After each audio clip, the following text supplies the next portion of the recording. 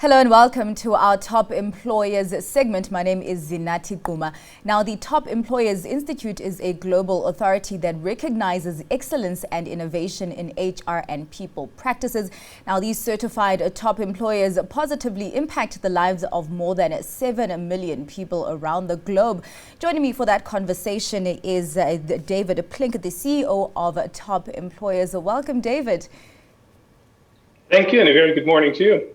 All right. Now, the Top Employers Institute has certified more than 1,600 top employers in more than 120 countries and regions. I just want to know, what does it take for a company to be certified as a top employer? Well, first of all, there's a criterion in terms of size. So an employer needs to at least employ 250 employees to be able to qualify for the program.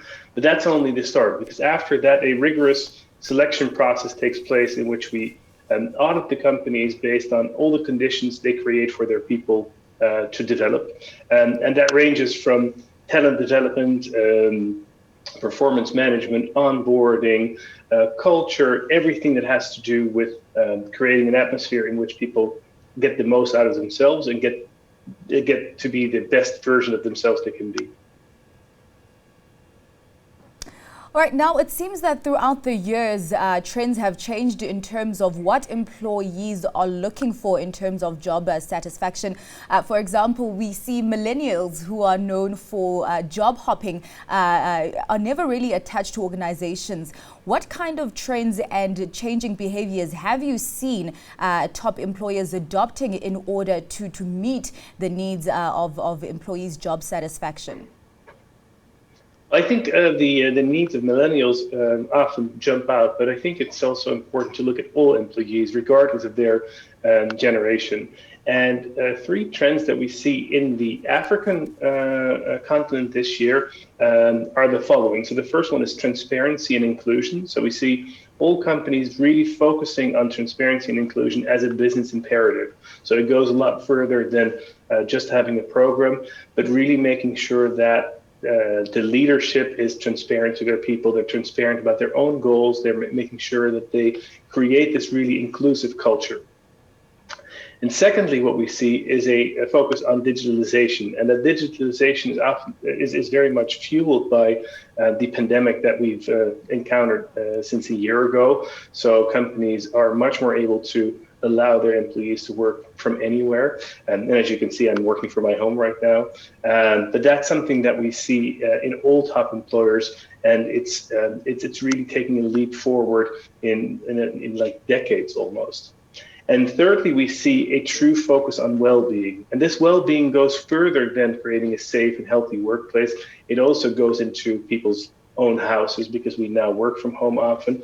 And it goes much further than just the physical well-being, also the mental well-being, ensuring that people are taken care of on the emotional and psychological domains is very important as well. So those three, transparency, digitalization, and well-being, are the core focus of top employers, and that's very much in line with what employees expect from them. And I mean, you mentioned the trends in Africa. Do these fit in with the general global trends? And also, how do you think COVID-19 will impact how these people practices go in the future? Well, what we actually see is that in our research, the African continent is not very different from the rest of the world.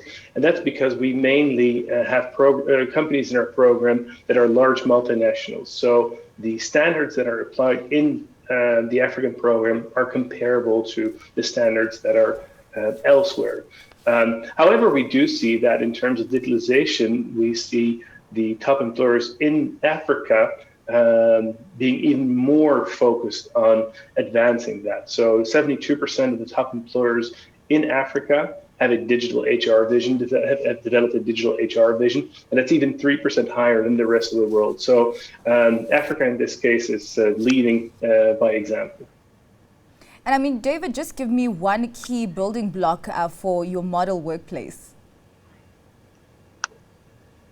I'd say trust your people to do the best they can to advance your organization. So that's something that a company needs to instill in its people and also radiate. And secondly, if you ask for one, but I do have two. Secondly, is offering development opportunities. It's really making sure that people get the best out of themselves and can be the best version of themselves they can be. All right, thank you very much for joining us. That was David Plink, the CEO of Top Employers. Thank you very much for joining us for this segment of Top Employers. From me, Zinathi Gquma. Till next time.